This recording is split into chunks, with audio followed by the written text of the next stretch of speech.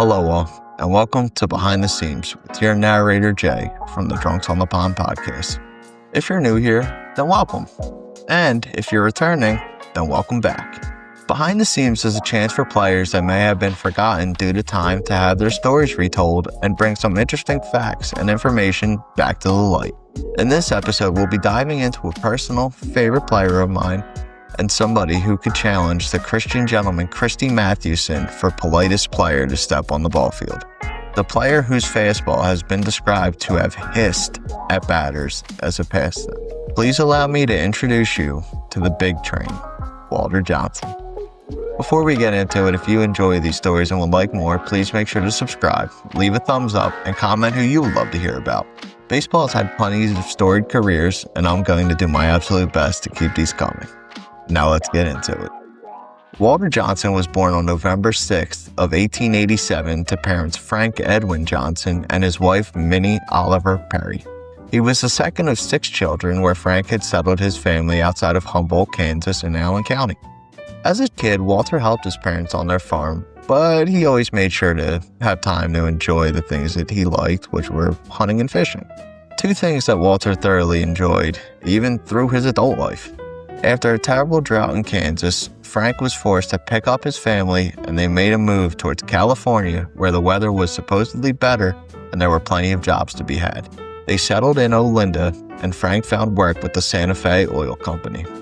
After the move west, Walter began working in the oil field as well, and with the hard labor, began to put on solid muscle. Like, this guy was already standing at 6'1" and weighing 200 pounds. Those corn-fed boys are just a different breed. Now, you're probably wondering, where does the baseball come in? Well, baseball really wasn't a thing for Walter unless they were playing pickup games in sandlots, and even then it was still just a once-in-a-while thing for him. Now, when he attended Fullerton High School, everything started coming together for him. In one game against Santa Ana, in a 15-inning game, he struck out 27 batters. It's very rare that someone's just given talent like this by God himself. But Walter Johnson was 100% sure that it was a gift from God. Walter had gone on to say, "From the first time I held a ball, it settled in the palm of my right hand as though it belonged there. And when I threw it, ball, hand, wrist, arm, shoulder, and back all seemed to work together." Johnson was a very simple pitcher. And by simple, I mean he threw a fastball and that was it. He really didn't bother developing a secondary pitch until around 1913 when he started working on a curveball. You're probably wondering what made Johnson's fastball so devastating. Well, in a time of baseball being in its younger years still and the game slowly growing pitchers, they were only maxing out around an 80 to 85 mile an hour fastball. Don't get me wrong, it's still fast, but compared to what we have nowadays. Walter Johnson at that time was calculated to have a fastball around 91 miles an hour. That's kind of like having a league full of Jamie Moyers and then one Mason Miller. It's just pure absurdity. Now, to get back on track, California. The one thing we do have to remember is that at this point in history, organized baseball didn't really exist in the West Coast. But that doesn't mean the sport wasn't played. They still had their own town teams, barnstorming squads, and company teams. For example, a steel company would have had their own team and they would have played the police, who just often happened team.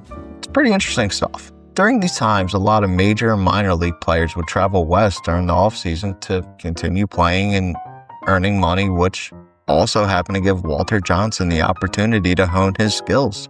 In 1906, a friend noticed Walter's skill and arranged a job for him pitching in Tacoma for the Northwestern League.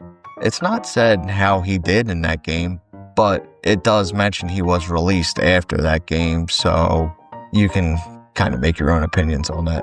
Luckily, he had another ex-teammate, though, who was able to help him land another job with a team in Southern Idaho League pitching for Weiser. They agreed to pay him $90 a week to work for the telephone company, but mainly to pitch for the team on weekends. He would pitch for Weiser until July, when he finished with a 7-1 record before returning back home to California for the offseason. The next season rolled around and Walter returned to Weiser, and once again, and to absolutely no one's surprise, he dominated. On his way to an astounding 14-2 record, a 0.55 earned run average, and 214 strikeouts in 146 innings. The guy was just built completely different, throwing fastballs. He began to attract the attention of the major leagues, obviously, and he even earned himself the nickname the Weiser Wonder. Washington Senators manager Joe Cantalon was receiving telegrams talking about this West Coast pitcher who was just pitching on another level, including a lengthy scoreless streak and back-to-back no-hitters. Anybody putting up these kind of stats needed to be checked out immediately because it's just purely unbelievable. It's unheard of even nowadays. Instead of sending a scout, Joe sent an injured catcher by the name of Cliff Blankenship out west just to figure out what the big deal was. Cliff saw exactly what the big deal was and even persuaded Johnson to accept a contract offer from the Senators. Remember when I said that Johnson could challenge Christy Mathewson for the nicest guy? Well, Johnson was so unsure if he could actually pitch in the major leagues, he asked the Senators for a return ticket home in case it didn't work out, and then asked them to wire his parents for permission to sign the contract. Like, what a guy, man. And I really hope you're starting to understand why he's my favorite player. He just does everything the right way. He did everything the right way. The fans of Weiser came to see him off, and with tears in his eyes, he said goodbye and prepared for the next step in just his young life. Now, before we jump back into Walter Johnson, let me tell you about the Washington Senators, because this is a team that could rival some of the worst teams in baseball history, if we're being honest. They sucked, and they had never finished higher than 6th place in the American League. As owner Clark Griffith had put it, the fans love to see home runs, and we've assembled a pitching staff to please our fans. On August 2nd, 1907, Walter Johnson made his debut against the Detroit Tigers, and Ty Cobb, you know him, recalled his first meeting with the young fastballer, going on to say, "On August 2nd, 1907, I encountered the most threatening sight I ever saw on the ball field. He was a rookie, and we licked our lips as we warmed up for the first game of a doubleheader in Washington. Evidently, manager Pongo Joe Cantalon of the Nats had picked a rube out of the cornfields in the deepest bushes to pitch against us. He was a tall, shambling galoot of about 20, with arms so long they hung far out of his sleeves, and with a sidearm delivery that looked unimpressive at first glance. One of the Tigers imitated a cow mooing, and we hollered at Cantalon, 'Get the pitchfork ready, Joe. Your hayseed's on his way back to the barn.' The first time I faced him, I watched him take that easy wind-up, and then something went past me that made me flinch. The thing just hissed with danger. We couldn't touch him. Every one of us knew we'd met the most powerful arm ever turned loose in a ballpark." So when Ty Cobb says that about you, you're damn good at what you do. Unfortunately, as great as Johnson was, the rest of the Senators just were not that good. In 1907, they went 49-102, meaning 49 wins, 102 losses. But they actually improved a lot in 1908, going 67-85, so getting better.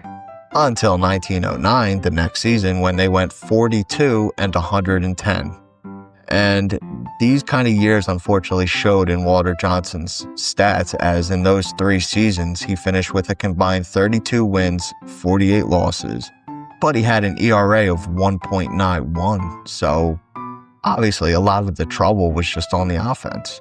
Taking a quick step back to define just how great Walter Johnson was early in his career, manager Joe Cantalon relied on Johnson alone to play the Highlanders 3 times in the span of 4 days. Quick fact, the Highlanders, you now know as the New York Yankees.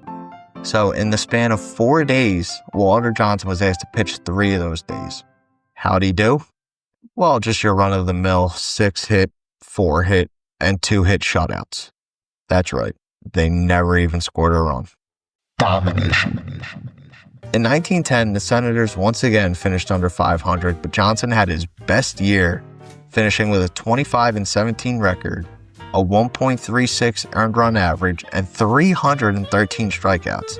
This season would begin the start of a decade-long run where he wouldn't win any less than 20 games and officially earned the nickname the Big Train due to his overpowering fastball.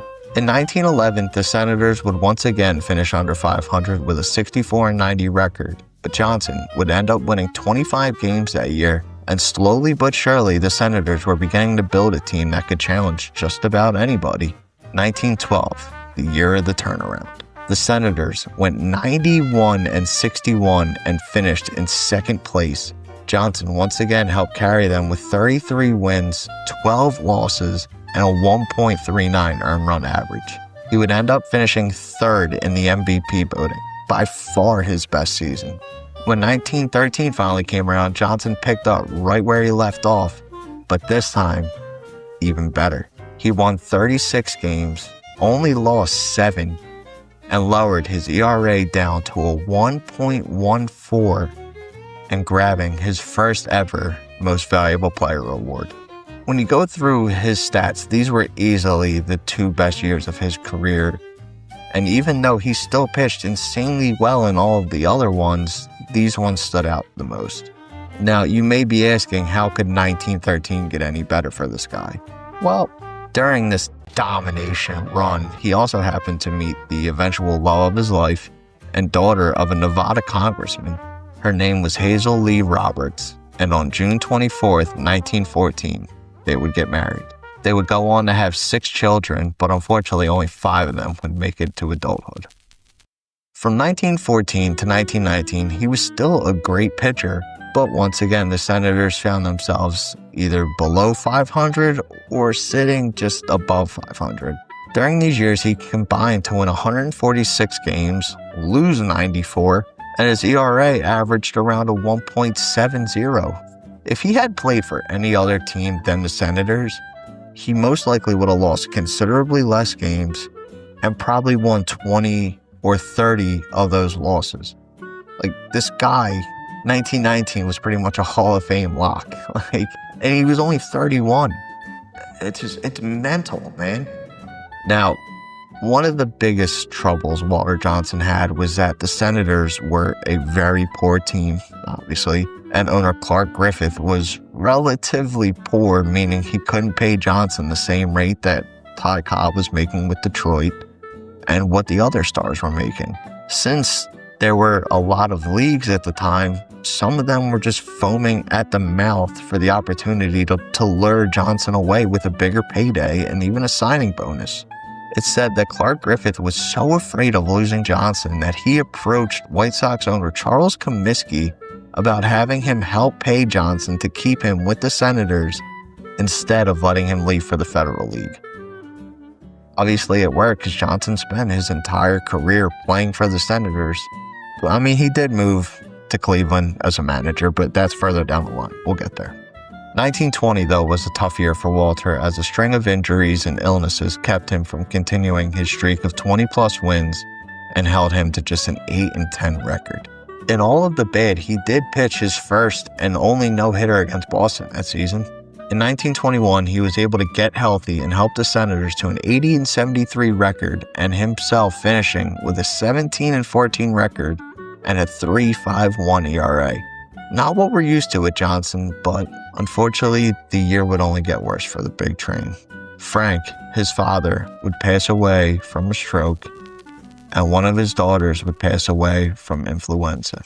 Remember how one of them didn't make it to adulthood? Unfortunately, it was one of his daughters.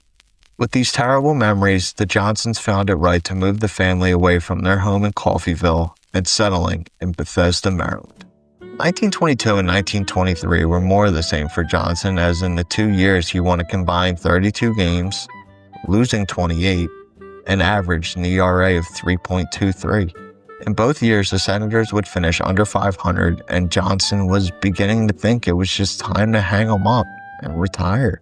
He had played 17 seasons up to this point and was thinking about buying a Pacific Coast League team and settling down. I mean, can you blame the guy?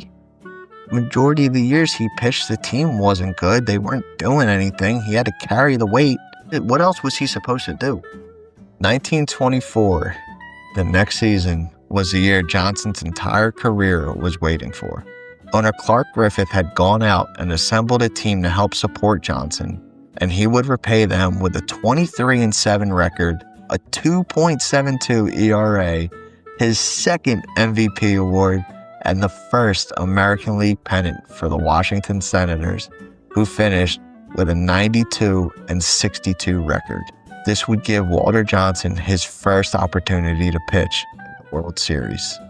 Johnson in Game 1 would pitch well, but lost in the 12th inning, 4-3.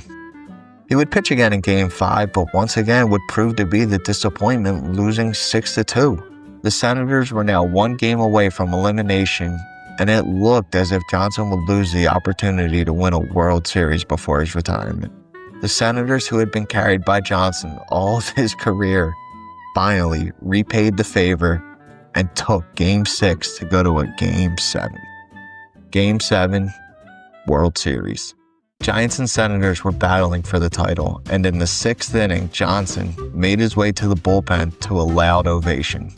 In the 9th inning, player-manager Bucky Harris singled 2 runs in to tie the game at 3 apiece, and he needed a pitcher. He called for the big train. As Johnson made his way to the mound, he approached Harris, and when Harris put the ball in his hand, he said, "You're the best we've got, Walter. We're going to win or lose with you." Walter knew this was his game, and he did not disappoint. He pitched 4 innings, in and out of jams, and when the bottom of the 12th came around, the Senators would finally push across a run on a ground ball that bounced over the third baseman's head. Walter Johnson had won his first World Series. What a way to end a career. After the celebration, he returned to California, including a visit to his childhood home in Olinda, and to finalize the deal to buy the PCL team. Unfortunately for Johnson, the deal fell through, and feeling like he had nothing else to do but ultimately returned to the Senators in 1925. Luckily, they destroyed the competition, going 96-55. And for the last time, Walter Johnson would win 20-plus games. He was back in the World Series, and Johnson was the star. He won 2 of the games and looked to be closing in on back-to-back championships when disaster struck. Game 7, and the field was a rainy, muddy mess. The game was played, and the Senators would go on to lose 9-7 to Pittsburgh in a game that can still be argued to this day should have never been played until the field was ready to go. So Walter Johnson wins his first, and then the weather keeps him away from his second. It's a tough way to go, man. 1926 and 1927 were the down years for Johnson, and even though the Senators had finished both 81-69 and 85-69, he knew it was time. In those 2 years, he combined for a 20-22 record, a 4.06 ERA, and he gave up 372 hits. Not to mention, he was in his ages of 38 and 39 season. After carrying the load for the Senators throughout his career, he was tired. On October 15th of 1927, he asked for his release, and it was granted. After his release, he went on to manage Newark of the International League for a season, and when he finished up there, he went back to the Senators where he would manage for 4 seasons. Now, before we go any further, something had happened in Johnson's life that his children described as took the light out of his life. His wife, Hazel, had passed away in 1930 when she suffered from exhaustion after a cross-country drive during a very hot summer. Johnson was devastated. He remained in baseball as manager for Cleveland from 33 to 35. After the 1935 season, he stepped away from baseball for a little while and focused on his family and life on his farm. In 1935, Walter Johnson was celebrated as one of the 5 immortals, joining Christy Mathewson, Babe Ruth, Ty Cobb, and Honus Wagner. They were the first 5 players to be inducted into the Baseball Hall of Fame in Cooperstown, New York, when the museum would open in 1939. Later that year in 1939, the Senators would call on the legend and offer him the job as a broadcaster for that season.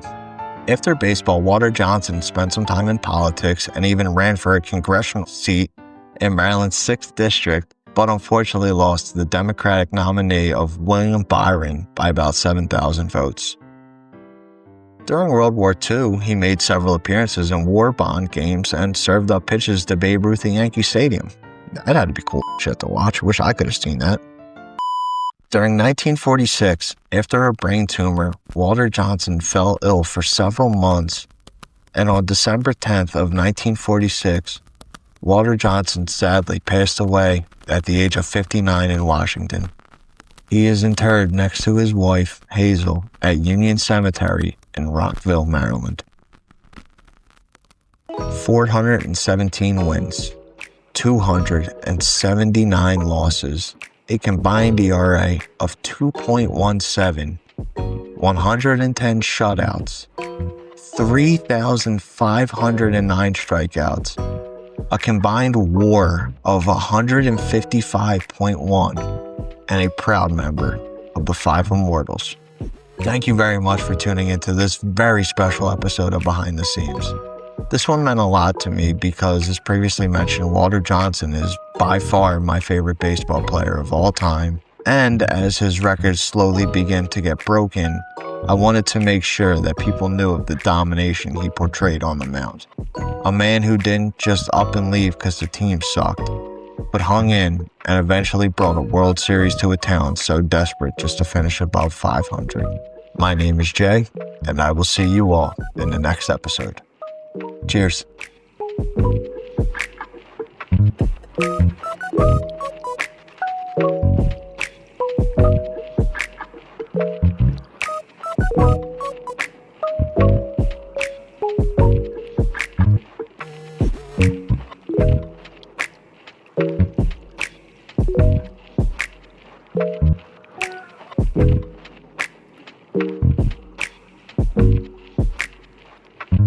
Thank you.